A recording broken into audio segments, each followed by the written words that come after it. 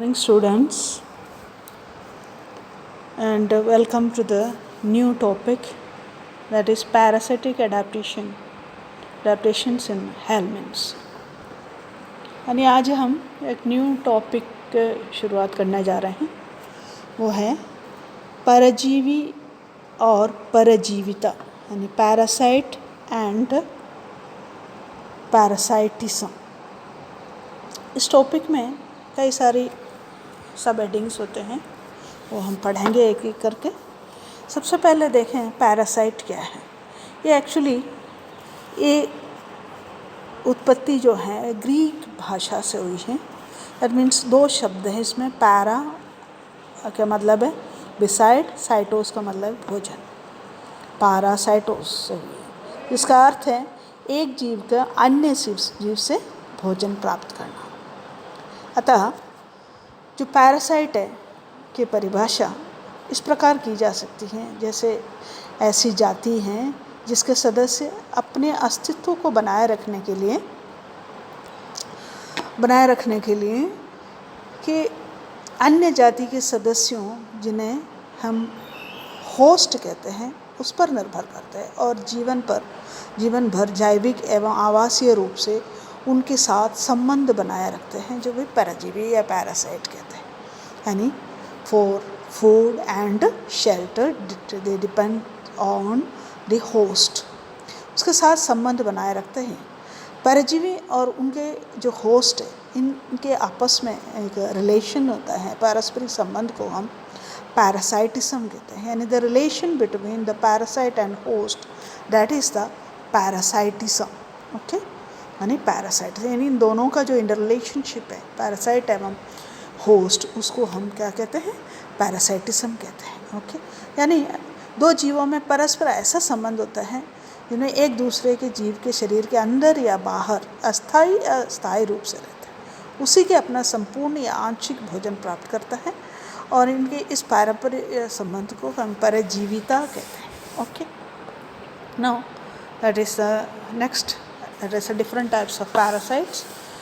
पहला है ectoparasite. Ectoparasite ऐसे परजीवी हैं जो अपने जो होस्ट है उससे बाहरी सतह पर रहते हैं, जैसे लीच हुए और खटमल जैसे हैं, साइमैक्स हुए, ये सारे इसमें आते हैं,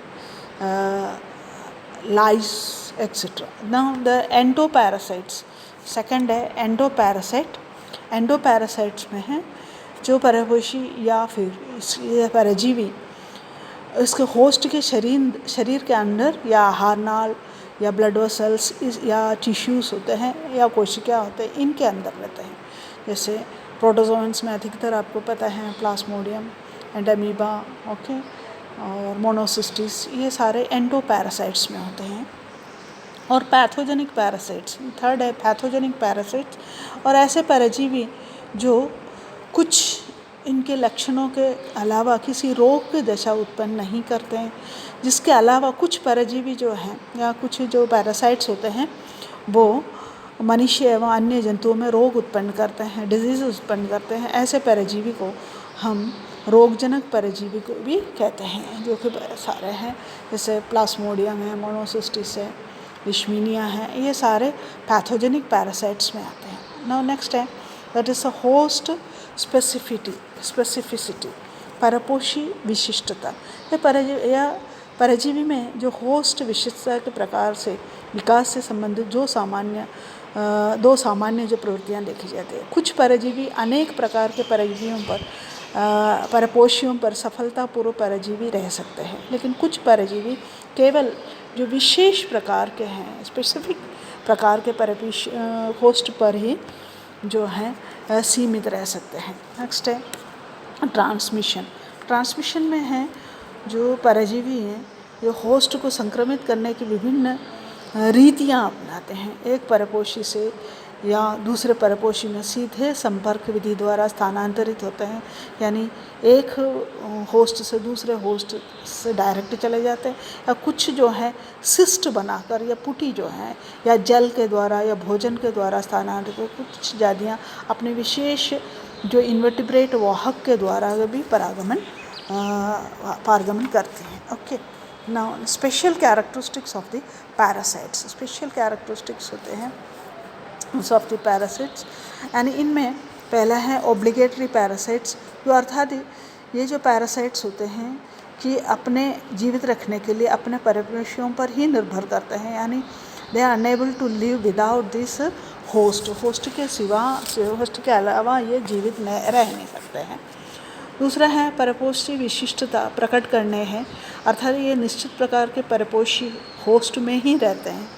तीसरा है दे सेक्रेट द टॉक्सिन्स, विशिष्ट प्रकार के जो टॉक्सिन्स होते हैं, विषाक्त पदार्थ जो होते हैं वो सेक्रेट करते हैं।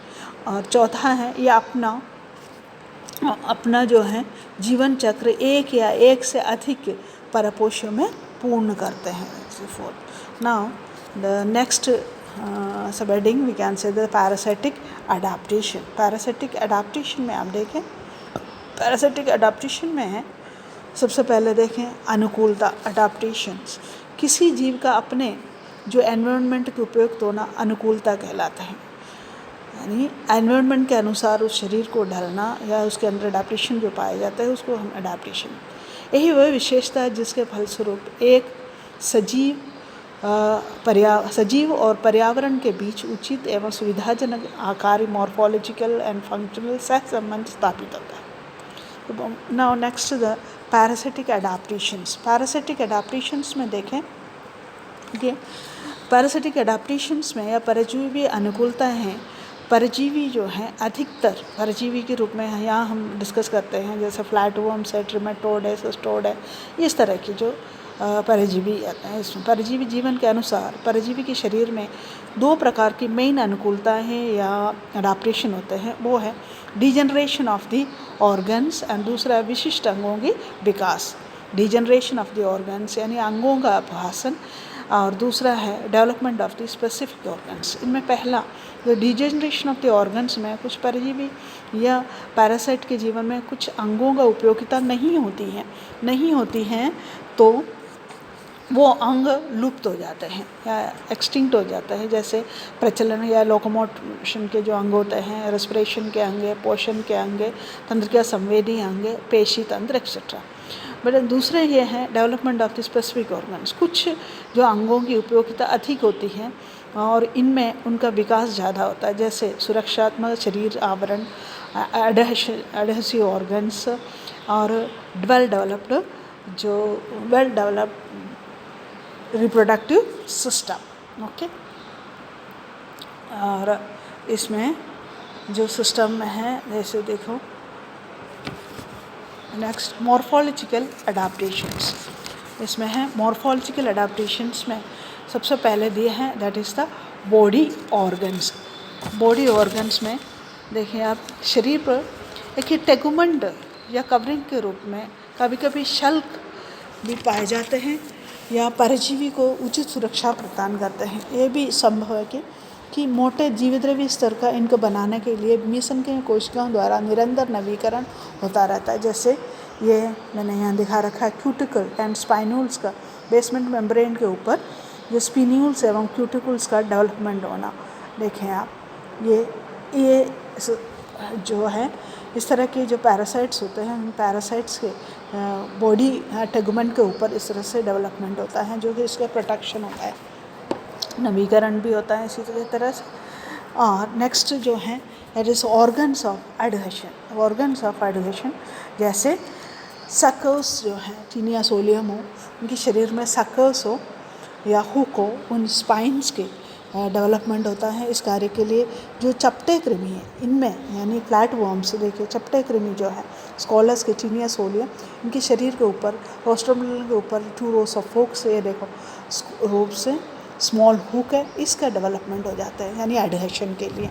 Okay, next that is organs of locomotion. Organs of locomotion में आपको मैंने पहले ही बताया, जहाँ कुछ ऑर्गन्स होते हैं वो डिसइंटीग्रेट हो जाता है, एक्सटिंक्ट हो जाता है, और कुछ जो फ्री लिविंग लार्वल फॉर्म्स है इसमें इसका डेवलपमेंट अधिक होता है। जैसे ये प्रचलन के अंग जो है स्वतंत्र जीवी टर्बलेरिया के शरीर पर होने वाले पक्षमाव का उनके परजीवी के रूप में अभाव हो जाता है। इसके अलावा ये भी एक विशेषता है जो परजीवी रूपों के स्वतंत्र जीवी लार्वा जो हैं इनमें लोकोमोटरी ऑर्गन्स पाए जाते हैं, जैसे मिरसीडियम में पक्षमाप और सर्केरिया में टेल पाए जाते हैं. Cercaria, that is the in parasitic forms locomotory organs are absent, but the free living larval forms जैसे मिरसीडियम हो, सर्केरिया हो, इनमें मिरसीडियम में सीलिया उपस्थित होते हैं और सर्केरियम में टेल उपस्थित होते हैं. Next that is the organs of nutrition.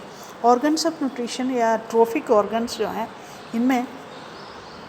इनमें जो है कि इस प्रकार के जो परजीवी होते हैं, परजीवी को जो होस्ट से कि डाइजेस्टेड फूड या सेमी डाइजेस्टेड फूड मिलते हैं, तो क्रियाशील, इसी कारण इन्हें क्रियाशील पोषक अंगों का आवश्यकता नहीं होती है.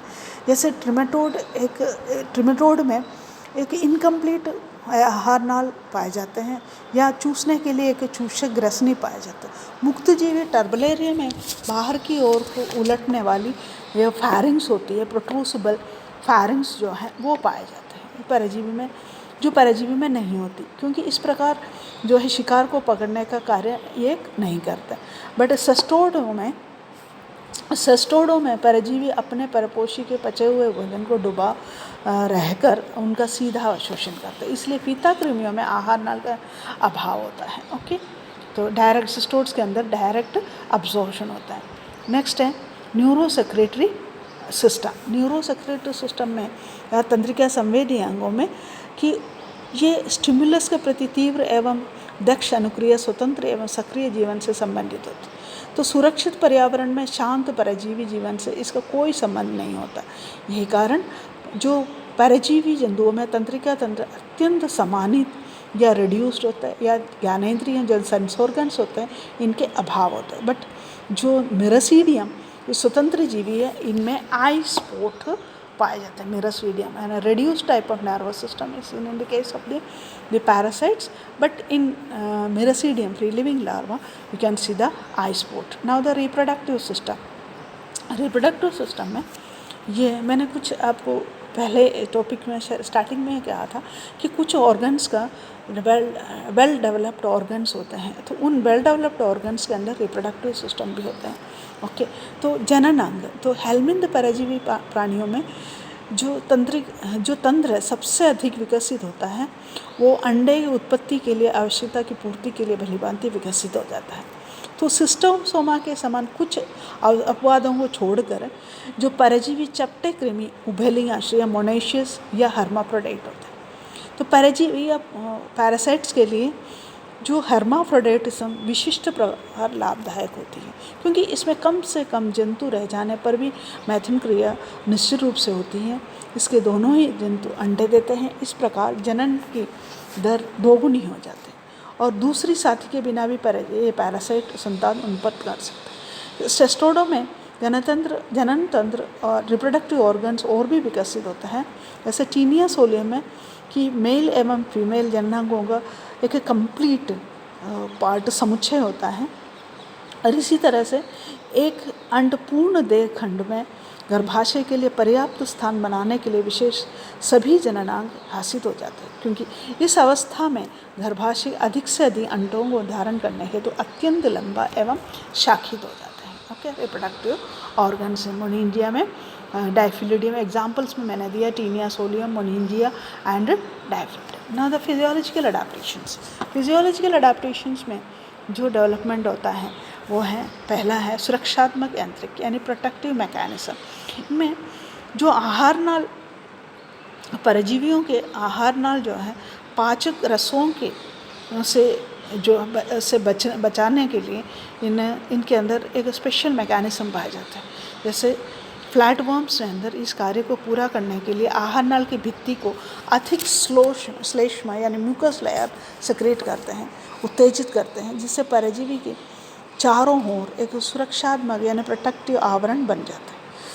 और जो होस्ट के पाचक है ना, डाइजेस्टिव एंजाइम्स को न्यूट्रलाइज करने के लिए एंटी एंजाइम्स का श्रवण करते हैं और अपनी शरीर के प्रोटेक्टिव आवरण जो है वो लगातार उसका रिन्यूअल करते रहते हैं. यानी मैंने आपको ये कहा कि एंटी एंजाइम्स का सक्रीशन होता है, एक्सेस म्यूकस का सक्रीशन होता है, और इसके अलावा यो neutralisation renewal of the body skin skin of the organ, skin of the body, ये भी इसमें होता है। नाउ नेक्स्ट है एनाएरोबिक रेस्पिरेशन। एनाएरोबिक रेस्पिरेशन में कि अधिकतर ये पैरासाइट्स के डाइजेस्टिव सिस्टम एवं बाइल डक्ट्स के वातावरण में उपस्थित होता है कि इनमें स्वतंत्र ऑक्सीजन का अभाव होता है। अतः ये कृमि कि ये परजीवी जो है ग्लाइकोजन के ऑक्सीडेशन के लिए अवायु या फिर क्या एनाएरोबिक रेस्पिरेशन करते हैं। थर्ड है that is the high fertility. Next osmoregulation. Third osmoregulation. Osmoregulation में इन एंडोपैरासाइट से विशेषकर जो ट्रिमेटोड के शरीर के द्रव्यों का परासरण प्रेशर या परपोषी के शरीर के द्रवों के दाब के लगभग समान होता है। इससे उनमें अपना अलग से परासरण नियमन का अनावश्यक हो जाता है।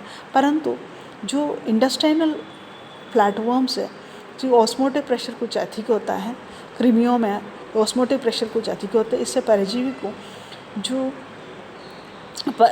होस्ट से पचे हुए भोजन का अवशोषण करने में सहायता होती है।